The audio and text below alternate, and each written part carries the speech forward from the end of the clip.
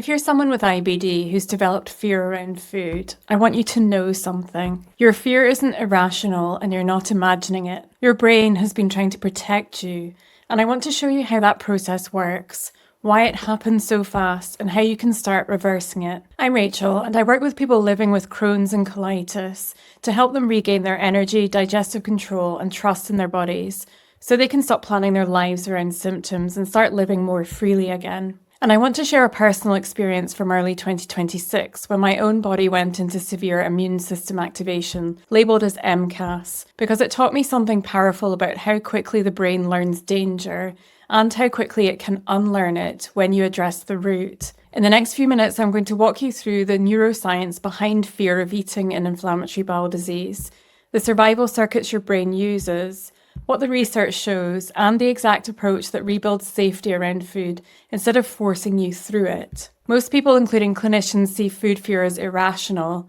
but when eating repeatedly leads to pain, urgency, bloating, nausea, obstruction, or full body distress, the brain links food with danger. And once that happens, even the anticipation of eating can activate a full survival response. Anxiety, racing heartbeat, GI distress, shortness of breath, hives, and hypersensitivity. You're not choosing the fear, your nervous system is learning it. And if this loop continues long enough, people with IBD can end up eating fewer and fewer foods, feeling more unsafe, and believing their body is reacting to everything, when in reality, the state the body is in is driving the symptoms. After 23 years in medicine, I thought I understood food fear, but in early 2026, during severe immune system activation labelled as MCAS, I finally understood it in my bones, and I mean that seriously. I started reacting to foods that had never caused an issue in my entire life. One by one, my safe foods became unsafe. Every meal felt like a threat, and I spiraled into hopelessness, fear, and shame. Because if I couldn't figure out my own body, how was I supposed to help anyone else? I questioned everything. Was it lectins? Was it oxalates? Was it citrus? Could it be histamine? Was it the combination? Was it something I hadn't even thought of yet? The truth is, I wasn't reacting to the foods. I was reacting because my immune system was overwhelmed, and my sulfur levels were depleted from detoxing massive amounts of mycotoxins. And here's the part that's often missing from the conversation. Sulfur is essential for phase 2 detoxification in the liver, the part of detox where your liver neutralizes toxins by attaching sulfur groups so they can be made water-soluble and safely eliminated. Without enough sulfur, phase 2 slows down, toxins accumulate, your immune system goes on high alert, and your mast cells start firing at everything. Phase 3 detox is in your gut, the elimination side. If you're not having daily bowel movements in the modern world, toxins simply get reabsorbed back into circulation, fueling even more immune activation. My toxic burden was so high that normal dietary sulfur wasn't enough. I had to use MSM, a supplemental form of sulfur,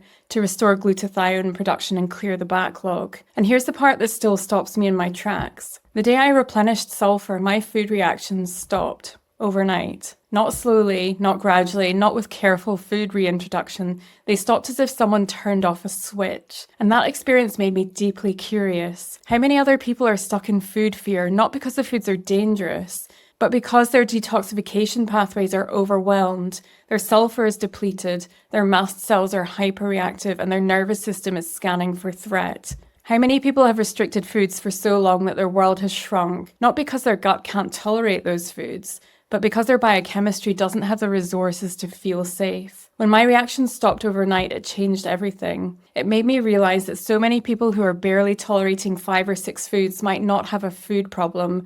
They may have a toxic load problem, a nervous system problem, or a sulfur glutathione problem. And this is why I'm so passionate about helping people with IBD rebuild safety with food. I know how dark that place is, and I know how fast it can change when the root cause is addressed. I'm going to walk you through the brain circuits that create food fear, how the nervous system becomes sensitized, why people with IBD are at risk, and why forcing normal eating backfires, plus the gradual exposure strategy that rebuilds safety. We'll also talk about detox overload, because sulfur depletion and sluggish detoxification can create reactions that look like food sensitivity but aren't. When you eat and then suffer pain, urgency, bloating, nausea, obstruction, or distress, the amygdala in your brain links food with danger. It doesn't learn through logic, it learns through repeated experience. Food leads to symptoms. Symptoms lead to fear. Fear activates the nervous system.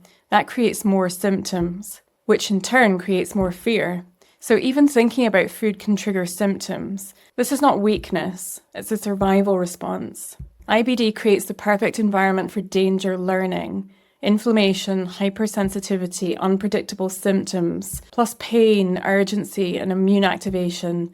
And then there's all the trauma around eating. Your nervous system becomes hyper-vigilant, constantly scanning for threat. One bad reaction to a previously safe food can feel catastrophic, and your brain logs it as danger.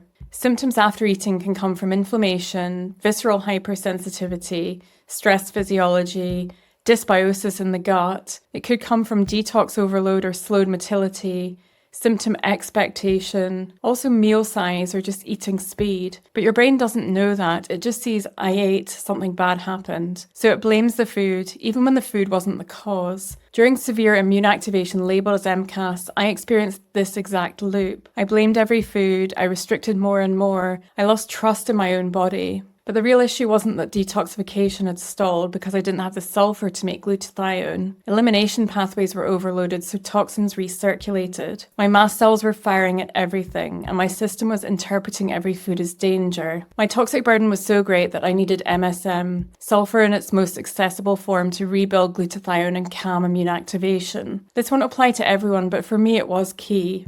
And the fact that every single food reaction stopped overnight is what made me so curious about how many people with IBD are living in hyperreactivity that isn't actually about the foods at all. I think far more people could benefit from supporting these pathways than we currently realise, especially people who've restricted so many foods for so long that they can no longer tolerate foods that were once completely safe. You do not force food reintroduction. You do not overwhelm a stressed, sensitized system. You need to rebuild safety gradually. The same food in a different texture, the same food at a different time, maybe a slightly larger portion, over time, familiar foods in new contexts, one new food at a time, only during periods of stability. Repeated positive experiences teach your amygdala this is safe now. Safety must be learned, just like danger was learned. Food fear in IBD is not psychological weakness, and it's really important to say this. It's a survival adaptation your brain created to protect you. When you stabilize the body, support detoxification, calm the nervous system, and rebuild safety gradually, that fear can unwind. Your world can expand again. You can trust your body again. You can learn to trust your body again. And I know what that dark place feels like. I also know there's a way out. If this has shifted how you understand food fear, you can join my newsletter for weekly insights into the gut-brain axis, food safety, detoxification, and healing physiology. And remember, fear is a low vibrational state, and healing requires energy.